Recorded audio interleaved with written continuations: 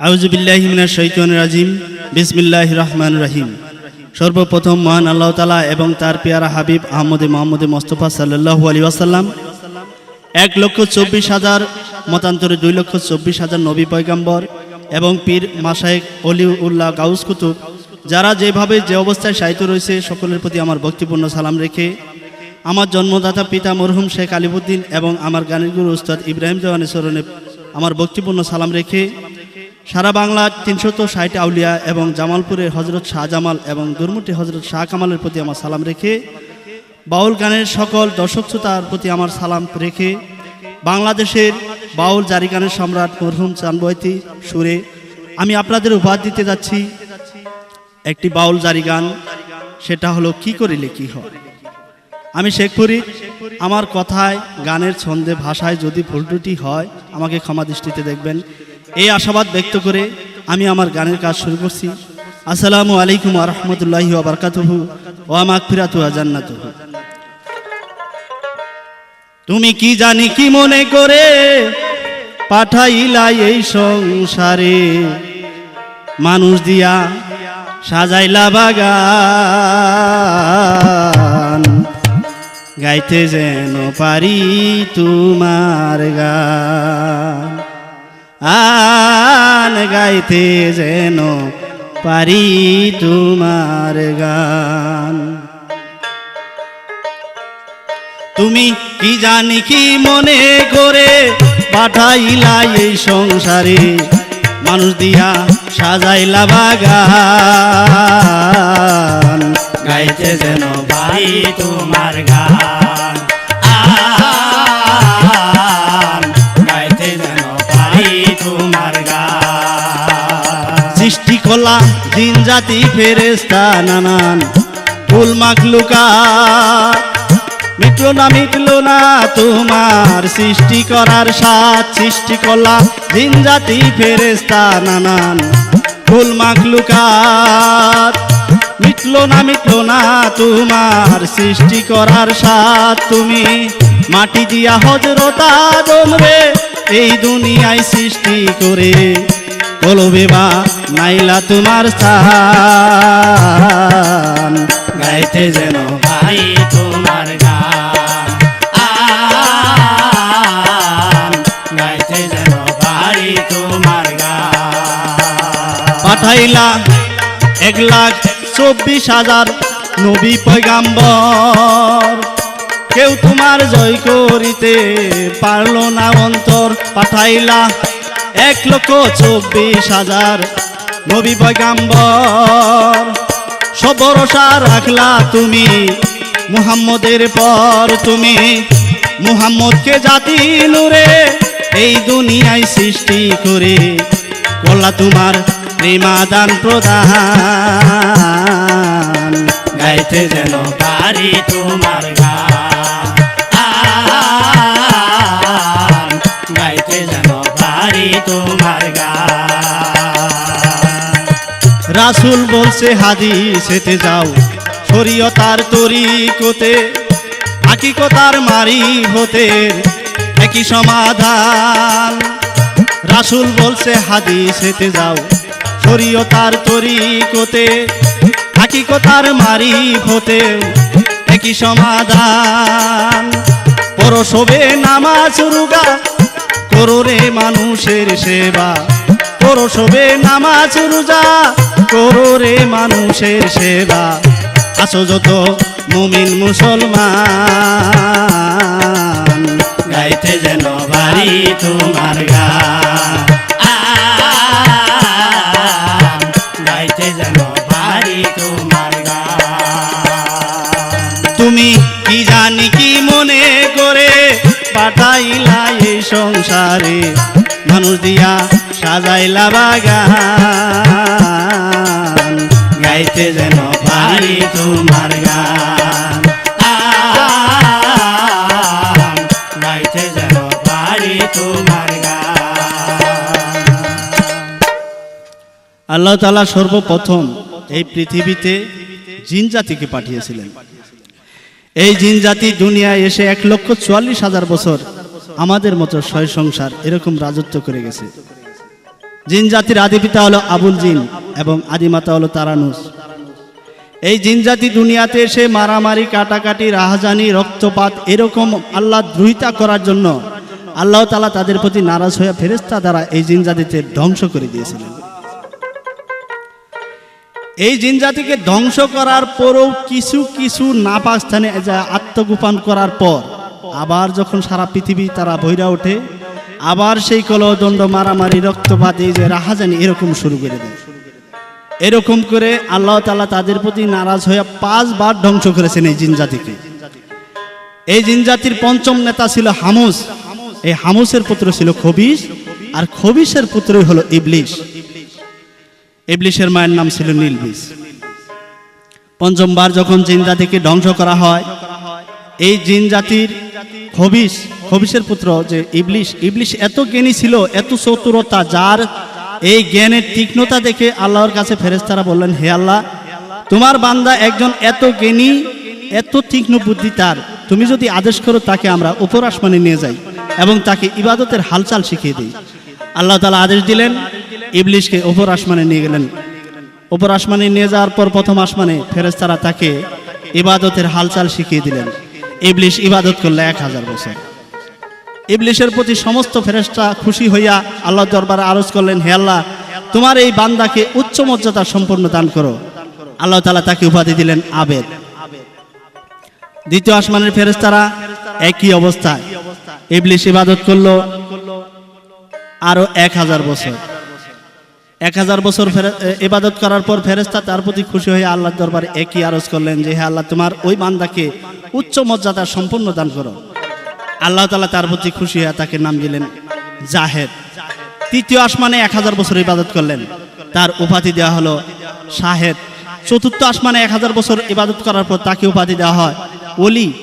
এরকম করে পঞ্চম, ষষ্ঠ অর্থাৎ সপ্তম আসমান, আল্লাহর সিংহাসন পর্যন্ত এই ইবলিস ইবাদত করে তাকে উপাধি দেওয়া হয় মুআল্লিমুল মালাকুত অর্থাৎ ফেরেশতাকুলের উস্তাদ।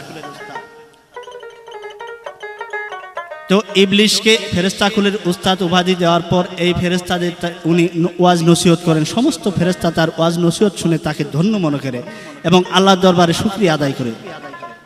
ওই যে পঞ্চমবার যে ধ্বংস করা হয় জিন জাতিকে, সেখান থেকে কিছু কিছু জিন তাদের বাধ্যতামূলক আল্লাহকে স্বীকার করে এবং কিছু কিছু যায় নাপাক স্থানে আত্মগোপন করে। ফেরেশতারা কিন্তু নাপাক স্থানে যায় না, যার কারণে তারা আবার বইরা গেছে সারা দুনিয়া।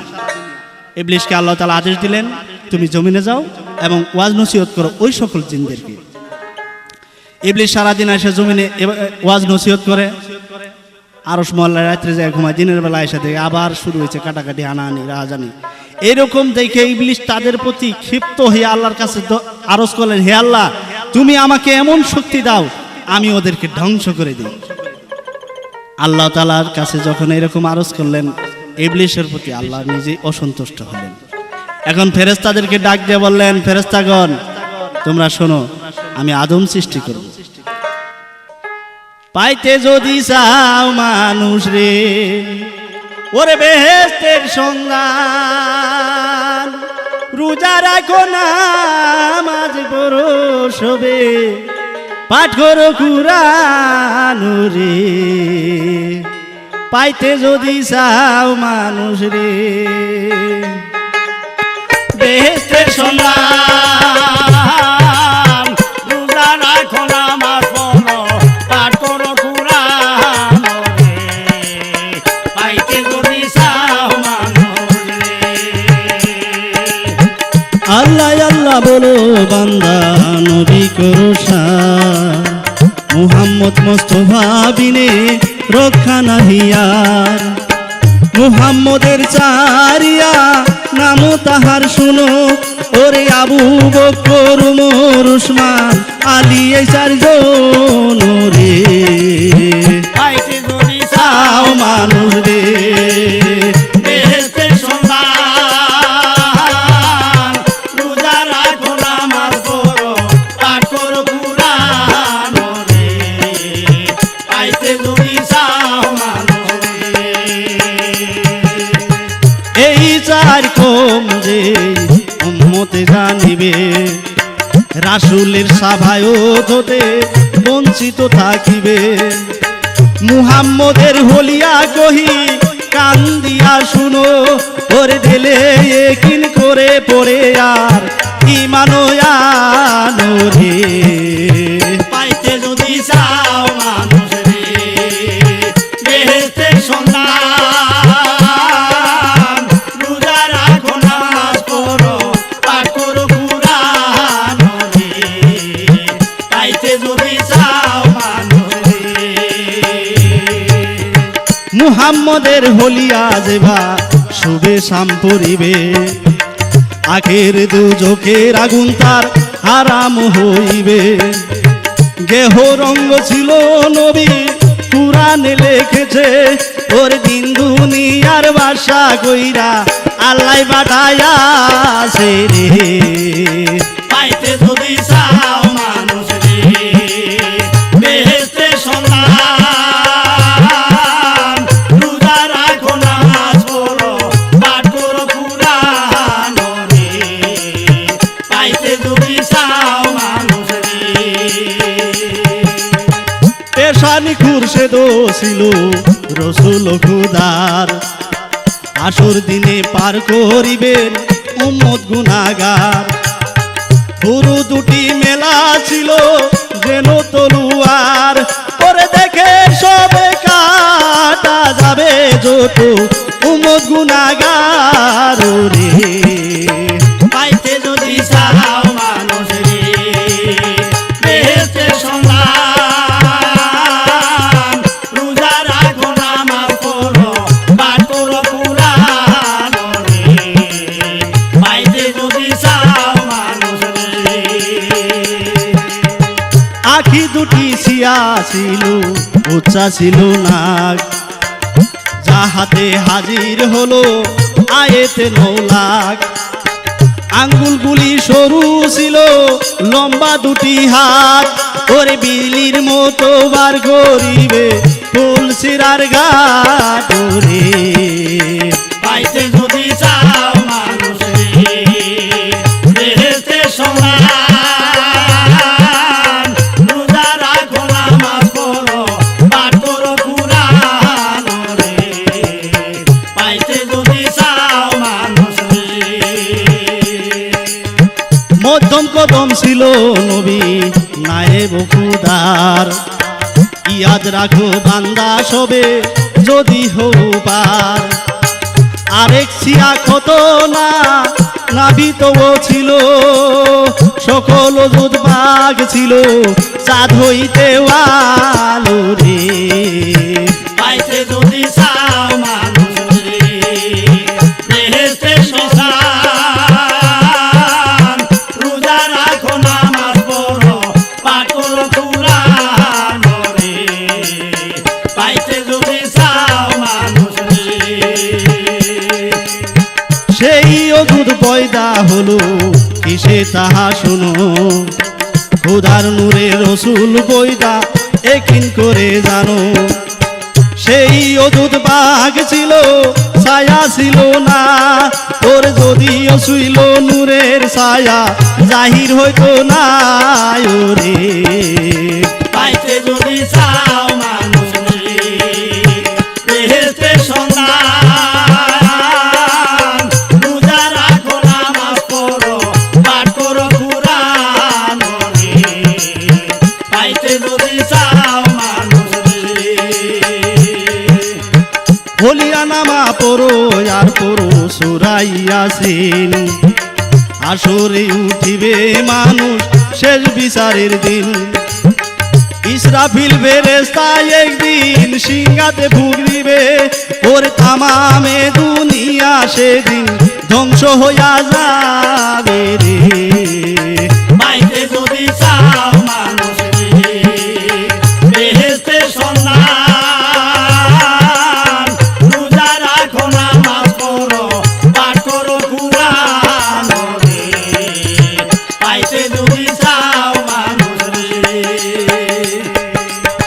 তামামে দুনিয়া একদিন হইয়া যাবে ফানা, 70,000 বছর থাকবে হইয়া দুলির কণা। সাগর হতে ঢেউ উঠিবে আবার ঢেউয়ে হবে ভানা, ওরে ভানা হতি হবে একটা দুলির কোনা রে। পাইতে যদি চাও মানুষ রে, বেহেশতের সন্ধান,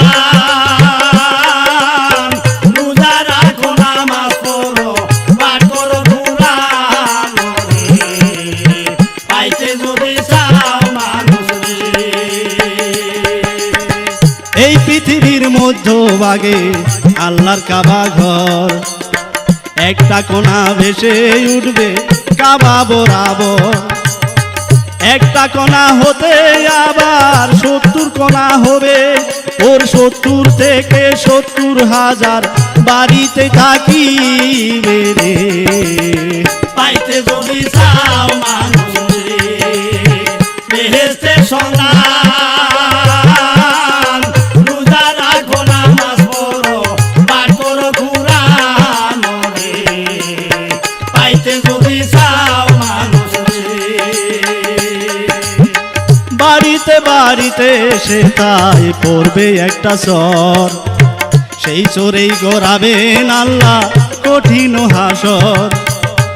আসরের দিনে আমার রাব্বুল আলামিন, ওরে কুরআনে সাজিবেন তিনি আজিজুল হাকিম রে। পাইতে যদি চাও মানুষ রে, বেহেশতের সন্ধান, রোজা রাখো নামাজ পড়ো পাঠ করো কুরআন রে, পাইতে যদি চাও মানুষ রে। থাকিবে না দয়া ময়া স্নেহ মমতা, কেউ হবে না কারো জন্য জামিন দাতা। হাই হাই হাহাকারে কইরা যাবে ধনী, ওরে পিপাসায় ফাটিবে কলজা মগজ হবে পানি রে। পাইতে যদি চাও মানুষ রে, বেহেশতের সন্ধান, রোজা রাখো নামাজ পড়ো পাঠ করো কুরআন রে, পাইতে যদি চাও মানুষ রে। সূর্য থাকবে অর্ধ হাত মাথায় দিবে প্রচুর তাপ, শরীরের ঘামেতে মানুষ কাটিবে সাঁতার। মাটি পুইরা তামা হবে সহ্য বড় দায়, ইয়া নাফসি বলবে হাই রে কি করি উপায় রে। পাইতে যদি চাও মানুষ রে, বেহেশতের সন্ধান, রোজা রাখো নামাজ পড়ো পাঠ করো কুরআন রে, পাইতে যদি চাও মানুষ রে। আল্লাহ তাআলা সমস্ত ফেরেশতাদেরকে ডাক দিয়ে বললেন, ফেরেশতাগণ শুনো, আমি আমার প্রতিনিধি নিযুক্ত করব পৃথিবীতে, অর্থাৎ আদম সৃষ্টি করব। ফেরেশতাগণ এই কথা শুনে আল্লাহ তাআলাকে বললেন, হে আল্লাহ, এর আগেও আপনি এক জাতিকে সৃষ্টি করেছিলেন, তারা এই পৃথিবীতে যায় মারামারি রাহাজানি কাটাকাটি কলহ দণ্ড অর্থাৎ ক্ষুধা দ্রোহিত করার কারণে তাদেরকে ধ্বংস করা হয়েছে। তারপর এমন জাতিকে আবার সৃষ্টি করবেন যারা যায় সেখানে ফাতনা ফেসাদ সৃষ্টি করবে, রক্তপাত করবে। এরকম জাতি যদি সৃষ্টি করেন, অর্থাৎ যদি ইবাদতের জন্য সৃষ্টি করেন, তাহলে তো আমরাই আছি যথেষ্ট। আমরা কেউ শুয়ে, কেউ খাড়ায়ে, কেউ দাঁড়ায়ে আপনার জিকিরে মশগুল আসি, অর্থাৎ আমরা কেউ আপনার অবাধ্য হই না। আল্লাহ তাআলা বললেন, দেখো আমি যা বুঝি তোমরা তা বুঝো না, আমি খলিফা নিযুক্ত করব এটাই ফাইনাল, তোমরা মাটি নিয়ে আসো। ফেরেশতাদের 4 জন লিডার, একজন হলো হযরত জিবরাইল আলাইহিস সালাম, দ্বিতীয় জন হযরত মিকাইল আলাইহিস সালাম, তৃতীয় জন হযরত ইসরাফিল আলাইহিস সালাম, চতুর্থ জন হযরত আজরাইল আলাইহিস সালাম। একে একে এক একজন লিডারকে পাঠায় মাটি আনার জন্য। পৃথিবীতে আসে জিবরাইল আলাইহিস সালাম, মাটি খামসা দিয়ে ধরছে, মাটি খাওয়া দুহাই আল্লাহ, আমার বুক খালি করিস না, আমারে নিয়ে যাস না। জিবরাইল আলাইহিস সালাম ফিরে গেছে, আল্লাহর কাছে যা বলতেছে, হে দয়াবান খোদা, আমার দ্বারা মাটি আনা সম্ভব হলো না। হযরত মিকাইল আলাইহিস সালামকে আল্লাহ তাআলা পাঠালেন। মিকাইল আলাইহিস সালাম এসে মাটি খামসা দিয়ে ধরছে, একই অবস্থা, দুহাই আল্লাহ আমার বুক খালি করিস না। অতঃপর মিকাইল আলাইহিস সালাম চলে গেলেন। তৃতীয় জন আসলেন হযরত ইসরাফিল আলাইহিস সালাতু ওয়াস সালাম। উনি এসে মাটি ধরছে, একই অবস্থা, মাটি সে নিয়ে যেতে পারে নাই। চতুর্থ জন অর্থাৎ হযরত আজরাইল আলাইহিস সালাতু ওয়াস সালাম, উনি এসে মাটি খামসা দিয়ে ধরছে। মাটি কই, তুই আল্লাহ তুই আমার বুক খালি করিস না, তুই যার হুকুম দিছ সেই আমার হুকুম দিছে, খবরদার আল্লাহর অবাধ্য হইস না। হযরতে আজরাইল সালাতু ওয়াস সালাম মাটি নিয়ে গেলেন আরশ মহল্লায়। নিয়ে যাওয়ার পর আল্লাহ তাআলা তাদেরকে হুকুম দিলেন, তোমরা আদমকে একটি মানুষ আকৃতি বানাও, একটা আকৃতি ধারণ করাও, অর্থাৎ একটা মূর্তির মতো আদমকে তারা কাদামাটি গইল্লা সেডারে আবরণ নিযুক্ত করতেছে একজন মানুষ রূপান্তরিত করার জন্য। হযরত আদম আলাইহিস সালাতু ওয়াস সালামকে যখন সৃষ্টি করার এই মূর্তিটা বানানো হলো, তখন বানানোর পর শয়তান ওই কাজ দিয়ে যায় আর করে, টনটনে মাটি মুখ দিয়ে ঢুকে আবার ভিতর দিয়ে বাইরে আর করে। টনটনে মাটি তোমার কি উদ্দেশ্যে সৃষ্টি করা হয়েছে? তোমাকে একটা নিশ্চয় কোনো উদ্দেশ্য নিয়ে সৃষ্টি করা হয়েছে।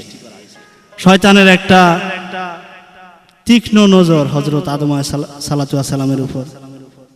যাই হোক, অত কথা বাড়ানো যাবে না। হযরত আদম আলাইহিস সালামকে সৃষ্টি করলেন।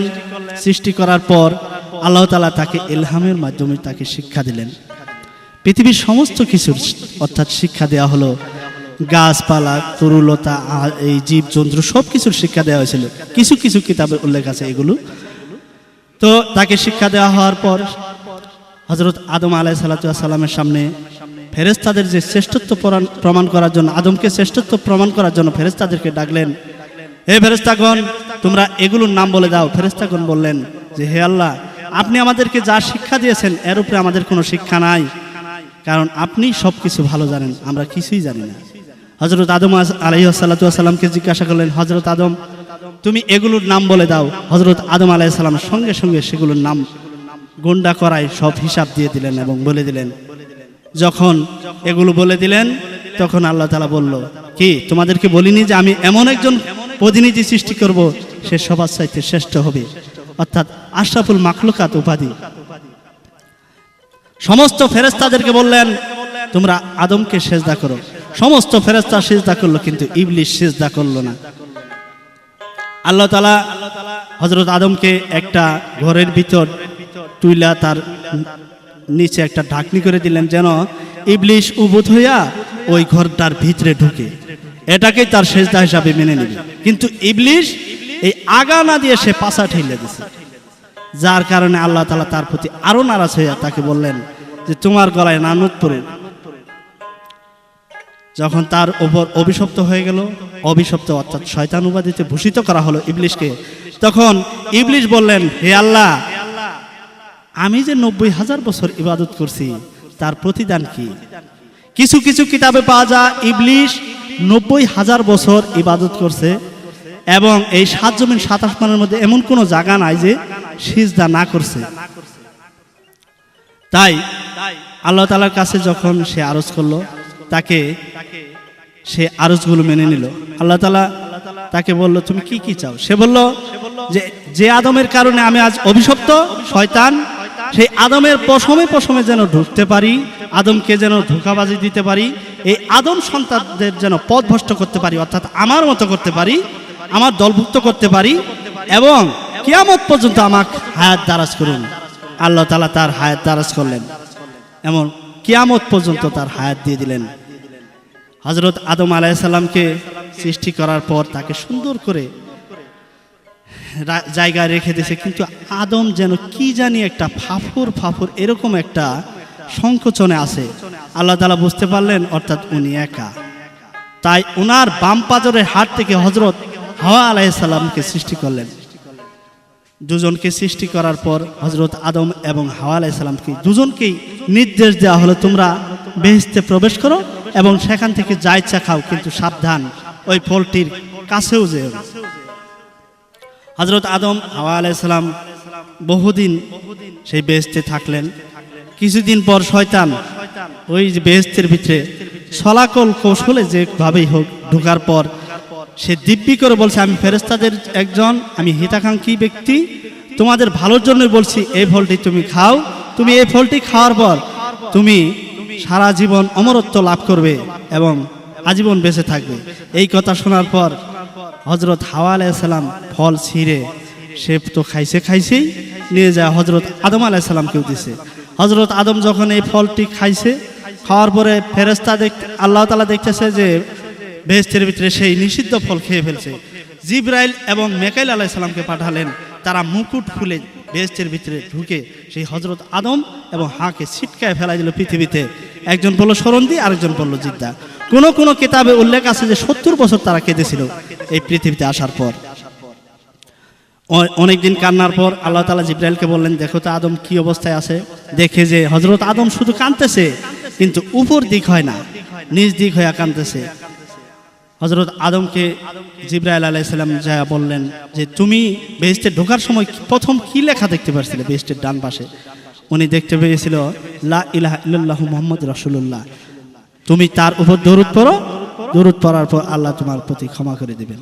উনি সেই কালেমার উপর দরুদ পড়লেন, সেই নবীর উপর দরুদ পড়লেন, আল্লাহ তাআলা তার সেই গুনাহ ক্ষমা করে দিলেন।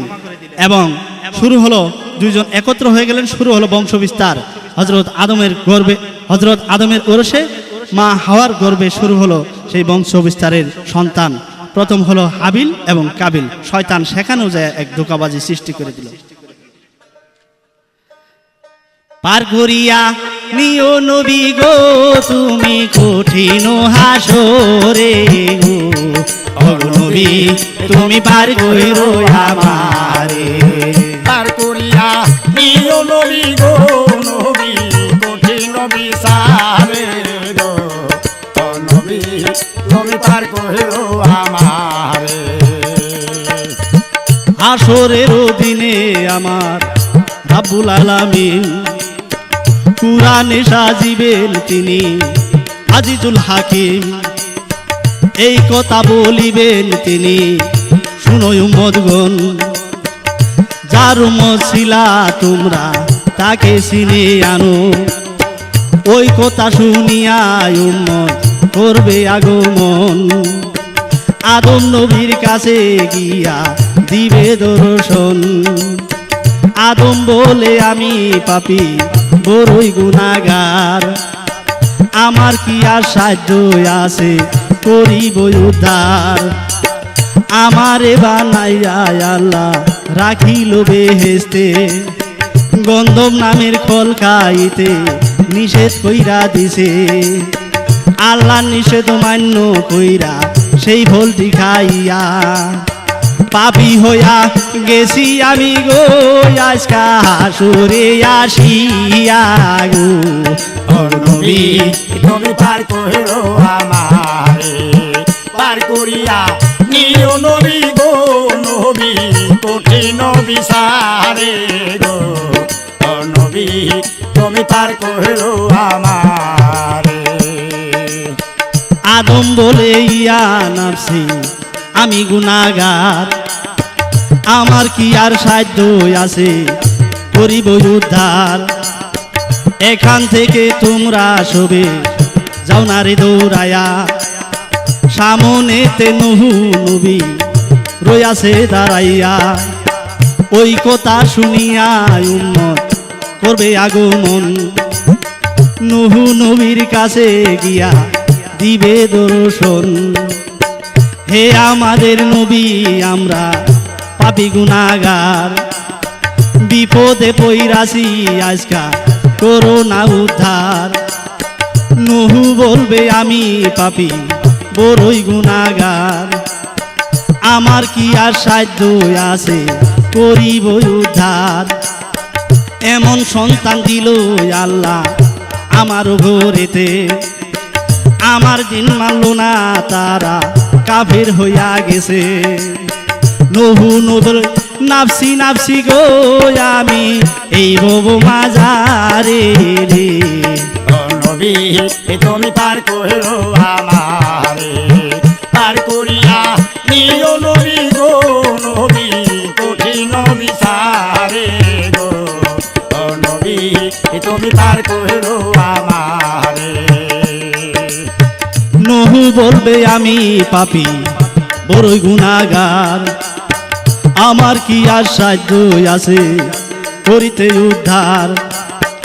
এখান থেকে তোমরা সবে যাও না রে দৌড়ায়া, সামনে ইব্রাহিম নবী রইয়াছে দাঁড়াইয়া, ওই কথা শুনিয়া উম্মত করবে আগমন, ইব্রাহিমের কাছে গিয়া দিবে দর্শন।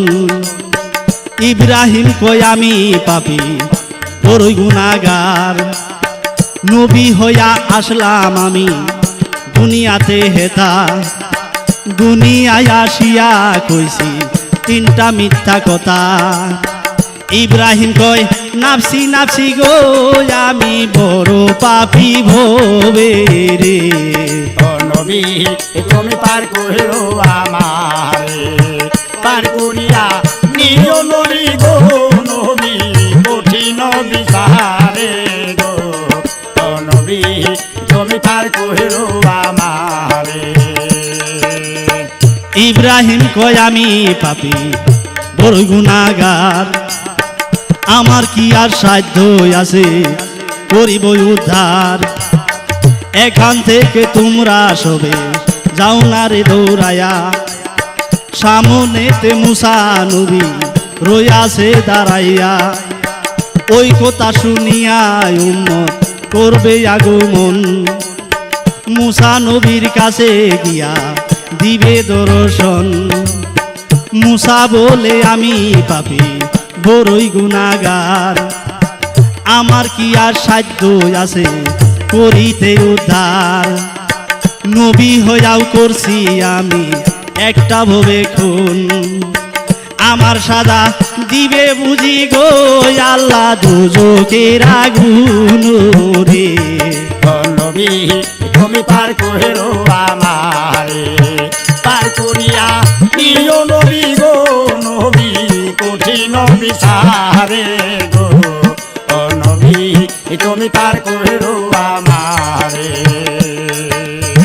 মুসা বলবে আমি পাপী বড়ই গুনাহগার, আমার কি আর সাধ্য আছে করিব উদ্ধার, এখান থেকে তোমরা সবে যাও না রে দৌড়ায়া, সামনেতে ঈসা নবী রইয়াছে দাঁড়াইয়া, ওই কথা শুনিয়া উম্মত করবে আগমন, হযরত ঈসা নবীর কাছে গিয়া দিবে দর্শন।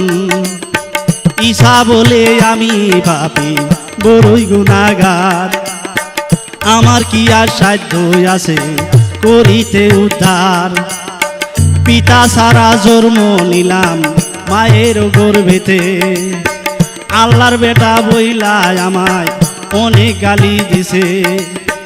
ঈসা বলে নাফসি নাফসি গো আমি কি করি সংসারে রে। ও নবী তুমি পার কইরো আমারে, পার করিয়া নিও নবী গো নবী কঠিন বিচারে গো। ও নবী তুমি পার কইরো আমারে। ঈসা বলবে আমি পাপী বড়ই গুনাহগার, আমার কি আর সাধ্য আছে করিবে উদ্ধার, আখেরি জামানার নবী মুহাম্মদ আম্বিয়া, ওইখানেতে তোমরা সবে যাও না রে দৌড়ায়া, নবীর কাছে গিয়া দেখবে নবী নূরে তর, ইয়া হাবলি উম্মতি বলে করিছে কান্দন, ইয়া হাবলি উম্মতি বলে গো নবী করিছে কান্দন গো নবী। তুমি পার কইরো আমারে, পার করিয়া নিও নবী গো নবী কঠিন বিচারে গো।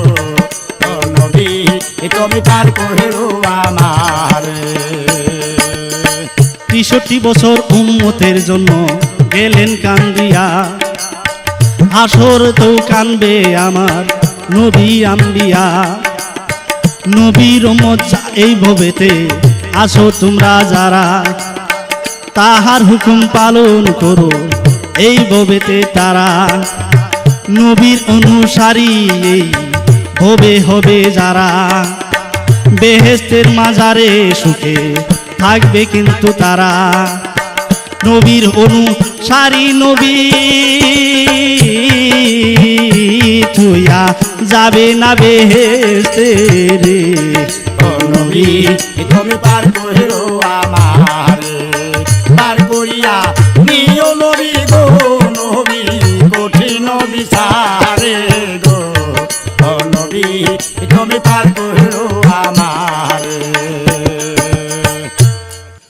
এই পৃথিবীতে যখন তারা দুজন একত্রিত হলো এবং তাদের মিলন হলো, তখন হাওয়া আলাইহিস সালামের গর্ভে সন্তান জন্ম নিল। হযরত হাওয়া আলাইহিস সালাম একবার প্রসব করলে দুটি সন্তান জন্ম নিত, একটা ছেলে একটা মেয়ে।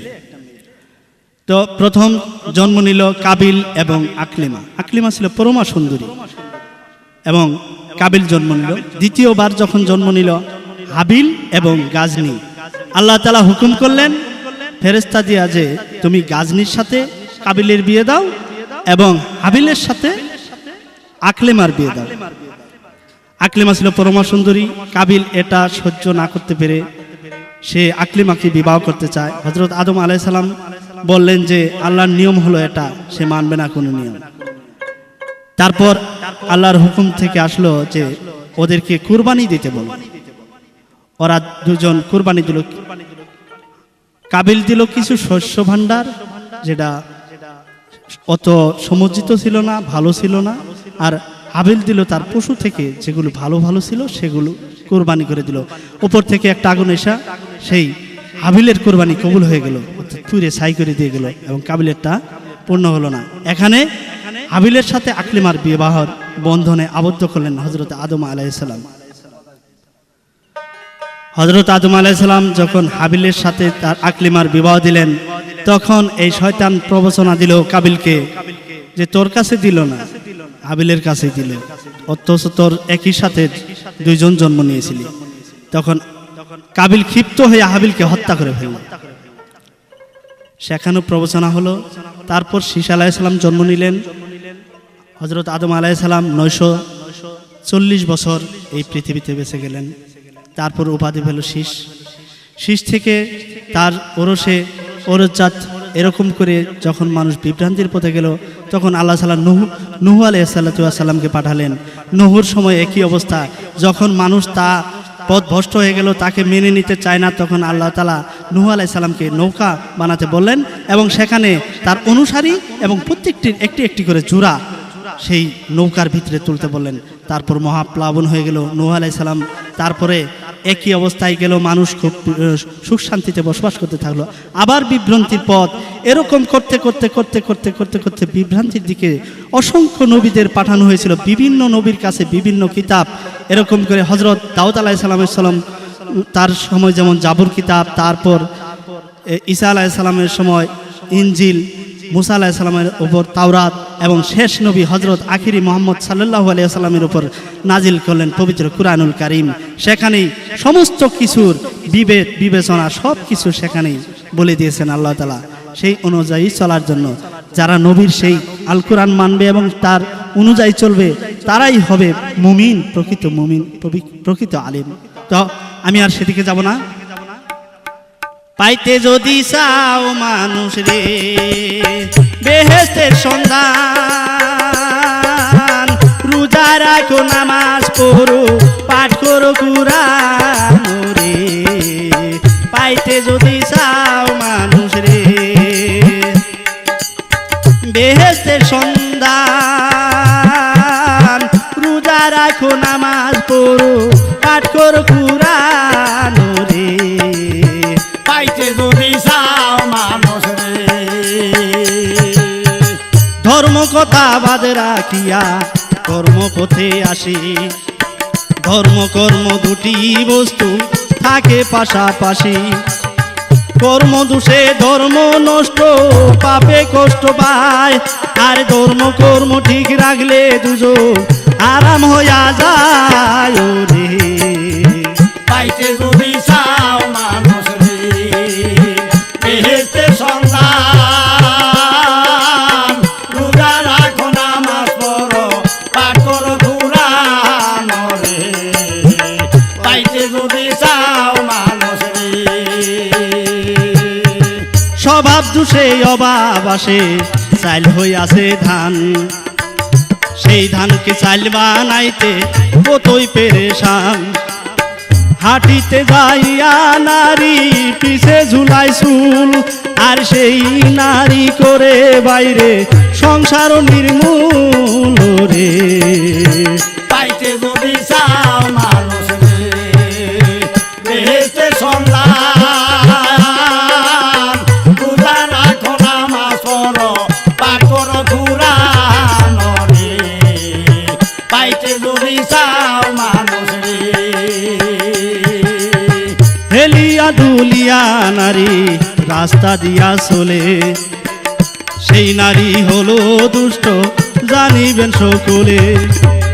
পর্দা দিয়া চলে নারী আস্তে ফেলে বাউ, ওর সেই নারী হলো ববে ভদ্রগরের সাউ রে। পাইতে যদি চাও মানুষ রে, বেহেশতে সন্ধান, রোজা রাখো নামাজ পড়ো পাঠ করো কুরআন রে। পাইতে যদি চাও মানুষ রে। ইসলামের আদর্শে নারী নবী তরিকায় চলে, মা ফাতিমার সাথে তিনি বেচতে যাবে চলে। ইসলামের আদর্শে নারী নবী তরিকায় চলে, ওরে মা ফাতিমার সাথে তিনি বেচতে যাবে চলে রে।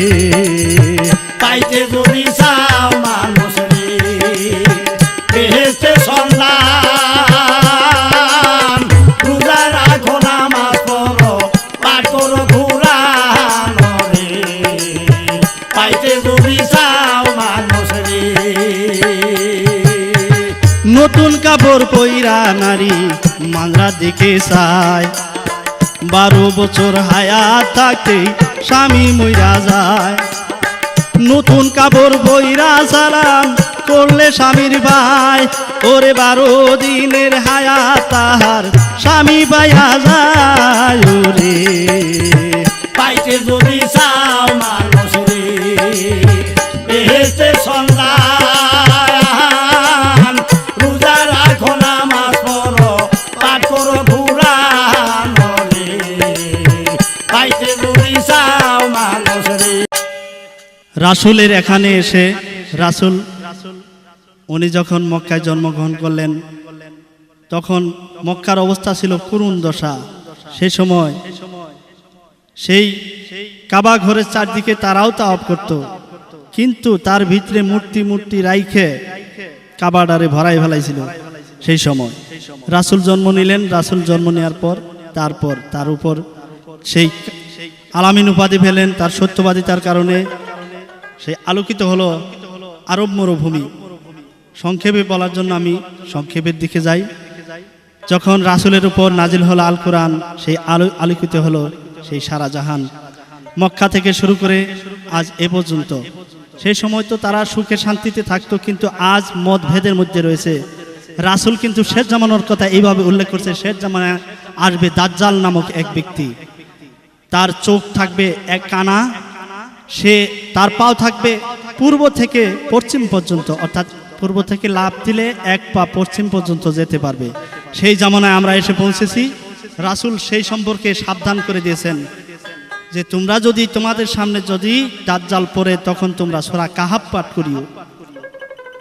রাসূল বলছেন তার চক্ষু থাকবে কানা, সে ইচ্ছা করলে এখান থেকে পলকের মধ্যে সে পৃথিবীটা ঘূর্ণা দিতে পারবে, এবং তার কাছে থাকবে বেহেশত দোজখ, কৃত্রিম বেহেশত দোজখ। তার কাছে থাকবে খাদ্য ভাণ্ডার, যারা তাকে প্রভু বলে মেনে নেবে তাদেরকে খাদ্য থেকে তাদেরকে খাদ্য দেবে, আর যারা তাকে মানবে না সে তাদেরকে খাদ্য দেবে না, অর্থাৎ তারা না খেয়ে মারা যাবে।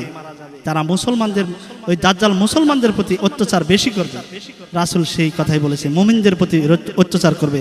আর দাজ্জালকে চিনবে ওই সকল মুমিন যারা প্রকৃত নামাজি, 5 ওয়াক্ত নামাজ পড়ে। সে যদি মূর্খও হয় দাজ্জালকে চিনতে পারবে।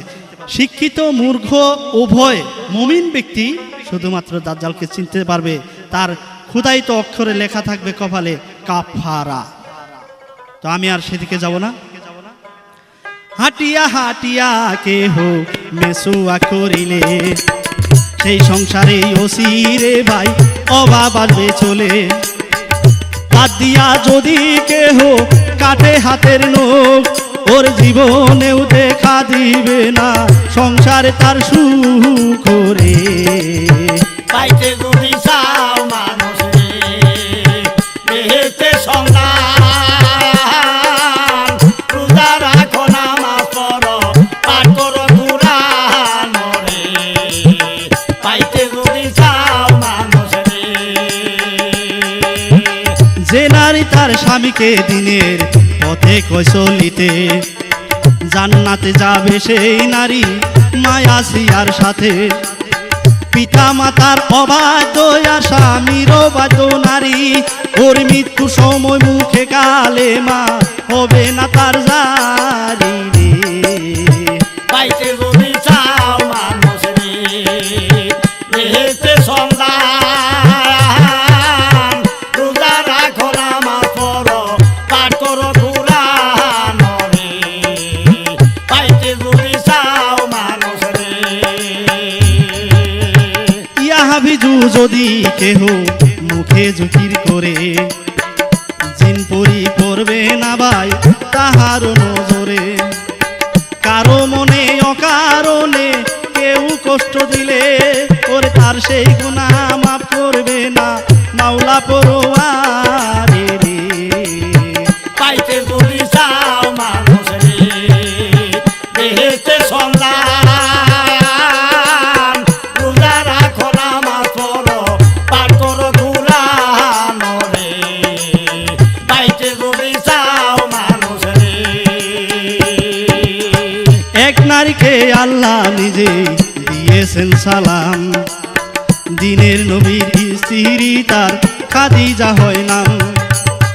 আল্লাহকে যে ভালোবাসে লোকের কি ভয় পায় প্রাণ দিছে ফেরাউনের স্ত্রী বিবি আসিয়া রে। পাইতে যদি চাও মানুষ রে বেহেশতে সন্ধান রোজা রাখো নামাজ পড়ো পাঠ করো কুরআন রে পাইতে যদি চাও মানুষ রে। খাবার সময় বেশি বেশি পানি পান করিলে দেহের আগুন কমিয়া যায় জানিবেন সকলে।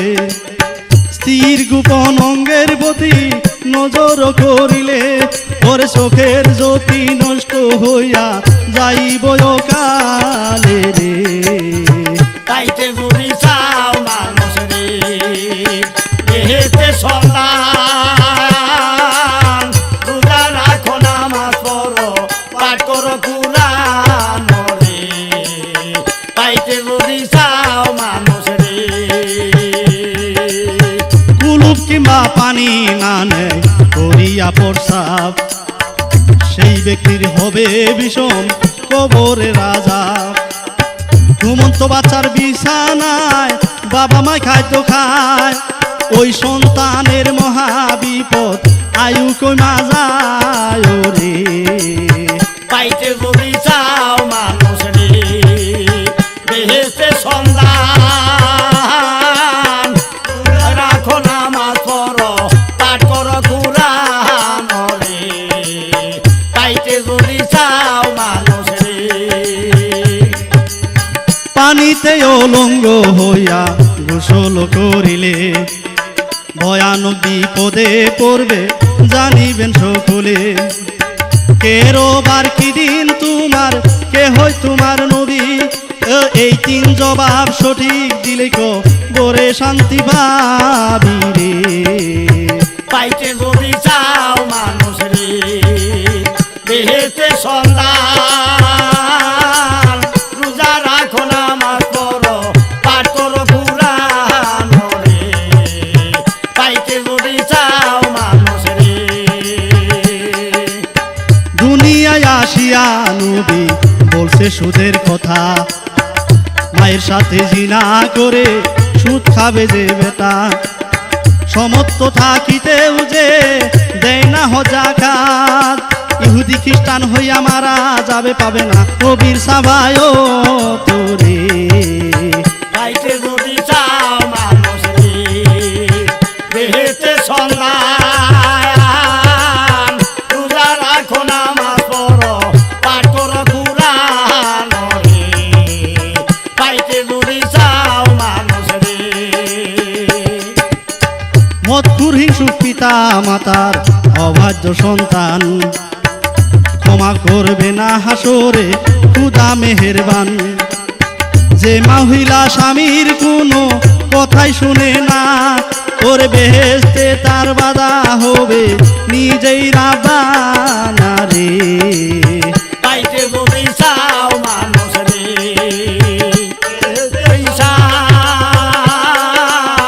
রোজা রাখো নামাজ পড়ো পাঠ করো কুরআন রে, পাইতে যদি চাও মানুষ রে। পরকালে ওই নারীরা থাকবে জেনাকারীর দলে, এই দুনিয়ায় যেই সব নারী বেপরদাতে চলে। স্বামী থুইয়া গোপন ভাবে অন্যের সাথে মিশে, ওরে সারা জীবন যাবে তাহার কাঁদিতে কাঁদিতে রে। পাইতে যদি চাও মানুষ রে, বেহেশতে সন্ধান, রোজা রাখো নামাজ পড়ো পাঠ করো কুরআন রে, পাইতে যদি চাও মানুষ রে। ইতর লোকের স্বভাব হলো মুখে থাকবে গালি, এই কথাটা নিজের মুখে বলছেন হযরত আলী। আয়াতুল কুরসি পাঠ করে যে ঘুমানোর আগে, সারা রাত্রি ফেরেশতারা পাহারা দেয় তাকে রে। পাইতে যদি চাও মানুষ রে, বেহেশতে সন্ধান, রোজা রাখো নামাজ পড়ো পাঠ করো কুরআন রে, পাইতে যদি চাও মানুষ রে। কাপড় চোপড় পবিত্র যে রাখে সর্বক্ষণ, হবে না তার দূরের আযাব শুনেন বন্ধুগণ। যেই ঘরেতে মানুষ কিংবা প্রাণীর ছবি থাকে, ওর ফেরেশতা ঢুকবে না ওই ঘরের আশেপাশে রে। পাইতে যদি চাও মানুষ রে, বেহেশতে সন্ধান, রোজা রাখো নামাজ পড়ো পাঠ করো কুরআন রে, পাইতে যদি চাও মানুষ রে। যে স্বামী তার স্ত্রীকে নামাজ পড়তে কয় না, স্ত্রীর সাক্ষীতেই পাবে বেটা জাহান্নাম ঠিকানা। অজুর পরেও ওই ব্যক্তিরা নাভাগ থাইকা যায়, ওরে ফরজ গোসল করে না যারা নবী তরিকায় রে। পাইতে যদি চাও মানুষ রে, বেহেশতে সন্ধান, রোজা রাখো নামাজ পড়ো পাঠ করো কুরআন রে, পাইতে যদি চাও মানুষ রে। একজন সৎলোক মুমিন ব্যক্তিকে আমার প্রভু নিরঞ্জন, তাবেদারের জন্য দেয় তারে ফেরেশতা 6 জন। গরিব মানুষ নবী তরিকায় আসো যারা ববে, ব্যস্ত যাইবা তোমরা ধনির 500 বছর আগে রে। পাইতে যদি চাও মানুষ রে, বেহেশতে সন্ধান, রোজা রাখো নামাজ পড়ো পাঠ করো কুরআন রে, পাইতে যদি চাও মানুষ রে। যেই ব্যক্তি ওজনে দিবে রে ভাই কম, বেঈমান হইয়া মারা যাইব শুনেন বন্ধুগণ। যার চরিত্র এক বিন্দুও নষ্ট হয় নাই ববে, ওরে মরার পরে হুরের সাথে তার বিবাহ হইব রে। পাইতে যদি চাও মানুষ রে, বেহেশতে সন্ধান, রোজা রাখো নামাজ পড়ো পাঠ করো কুরআন রে, পাইতে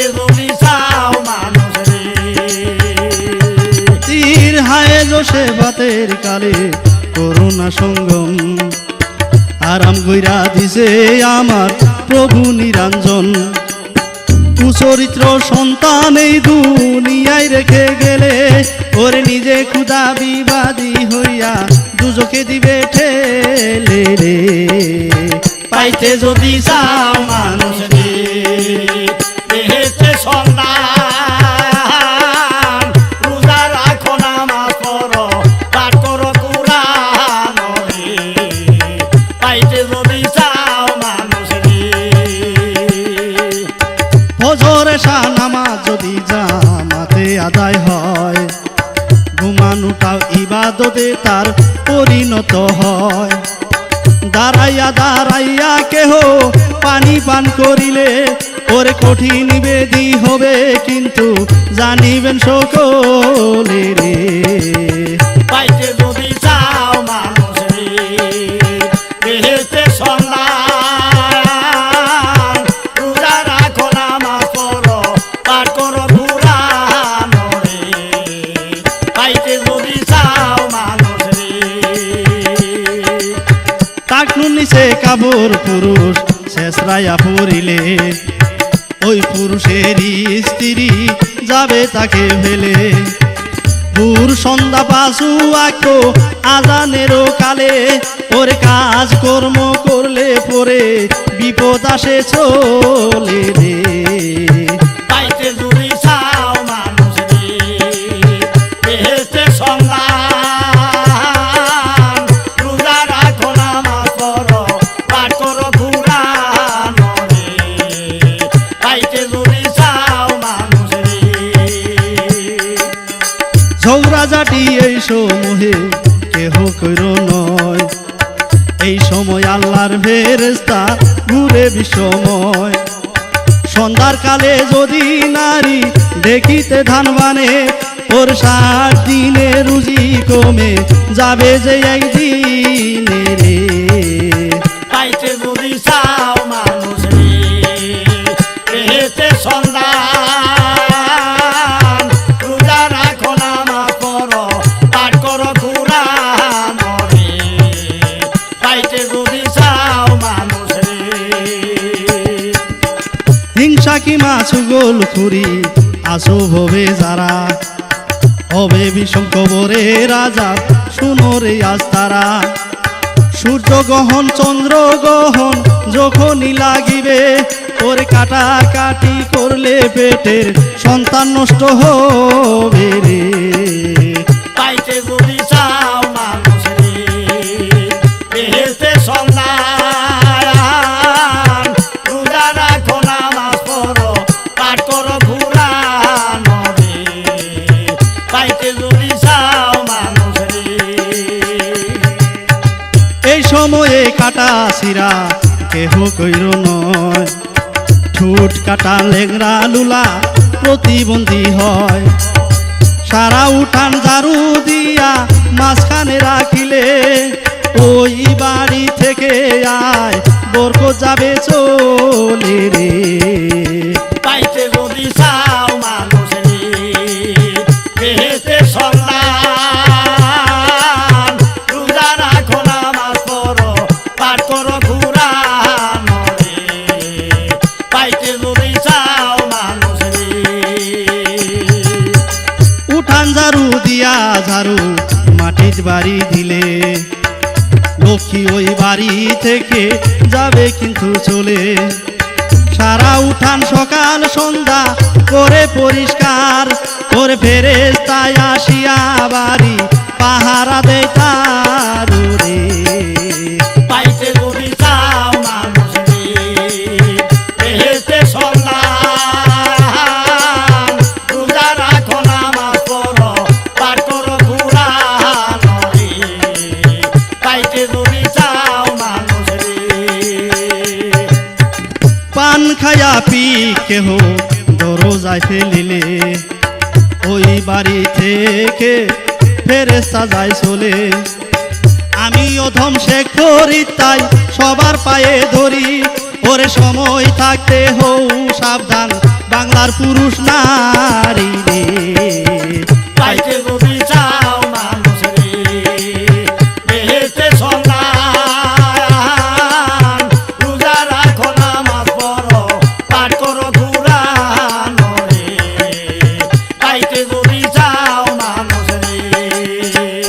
একবার তুলে ধরি আমার নিজেরও ঠিকানা, বাড়ি আমার জামালপুরের মাদারগঞ্জ থানা। পোস্ট অফিস মোর মিলন বাজার, গ্রাম হয় বেলামারি, ওর পশ্চিম পাড়া বসত করি নাম টম ডাক্তার বাড়ি রে। পাইতে যদি চাও মানুষ রে, বেহেশতে সন্ধান, রোজা রাখো নামাজ পড়ো পাঠ করো কুরআন রে। পাইতে যদি চাও মানুষ রে, আমার জন্য করবেন দোয়া মা বোনো ভাই, রাসূল যেন সাফায়াত করে আমায় হাসরের বেলায়। এই ক্যাসেটটি গাইতে আমার সহযোগী যারা, ওরে অতি আপন আত্মার প্রিয় বন্ধু বান্ধব তারা রে। পাইতে যদি চাও মানুষ রে, বেহেশতে সন্ধান, রোজা রাখো নামাজ পড়ো পাঠ করো কুরআন রে। পাইতে যদি চাও মানুষ রে, জাহিদ ভিডিওর জাহিদ ভাইকেও সালাম দিয়া যাই, সাথে আমার এখলাস ভাইকেও সালাম জানাই। বুলবুল ভাইকে সালাম দিয়া শেষের দিকে চলি, ওর এইবার আমি উস্তাদেরও চরণ খানি ধরি রে। পাইতে যদি চাও মানুষ রে, বেহেশতে সন্ধান, রোজা রাখো নামাজ পড়ো পাঠ করো কুরআন রে। পাইতে যদি চাও মানুষ রে, এইবারে আমি উস্তাদেরও চরণ খানি ধরি। উস্তাদ আমার ইব্রাহিম দেওয়ান নবাবগঞ্জে বাড়ি, উস্তাদেরও চরণ ধুলি বড়ই প্রয়োজন, ওরে যার জন্য সুরেতে বাসে আমার বাউলা মন রে। পাইতে যদি চাও মানুষ রে, বেহেশতে সন্ধান, রোজা রাখো নামাজ পড়ো পাঠ করো কুরআন রে। পাইতে যদি চাও মানুষ রে, দর্শক বিন্দু আছেন যত সালাম দিয়া যায়, ভুল ত্রুটি থাকলে ক্ষমা করিবেন আমায়। আমি অধম সে করি তাই সবার পায়ে ধরি, ওর সময় থাকতে হও সাবধান বাংলার পুরুষ নারী রে। পাইতে যদি চাও